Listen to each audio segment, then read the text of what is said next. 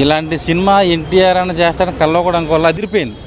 అసలు బాలీవుడ్ హిట్లు లేక కొట్టుకుంటున్న హీరోలకి తెలుగు నుంచి ఎన్టీఆర్ అని తీసుకెళ్ళి జెండా పాతించి పెద్ద హిట్ కొట్టించారు.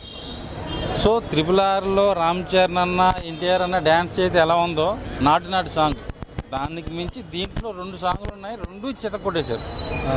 ఆ కియార్ అద్వానీ కానీ యాక్షన్ ఎలా అనిపించింది? టెంపర్ సినిమా తర్వాత 6 ప్యాక్ బాడీ అరవింద్ సమేత తర్వాత ఈ సినిమాలో చూపించారు. సో ఓవరాల్గా అసలు అదిరిపోయింది. అసలు ఎన్టీఆర్ అన్నకి హృతిక్ రోషన్కి వచ్చే ఫైట్ సీన్ ఉంటుంది ఇంటర్వెల్కి క్లైమాక్స్లో ఫ్లైట్ మీద ఫైట్ ఒకటి ఉంది. ఆ ఫైట్ అయితే అసలు దానికోసం 4-5 సార్లు చూసినా తప్పలేదు. ఈ సినిమాకి నందమూరి అభిమానులకి ఎన్టీఆర్ అన్న మంచి బిర్యానీ పెట్టించాడు.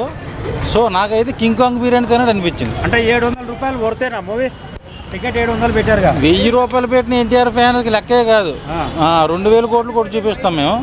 సో అదిరిపోయింది సినిమా.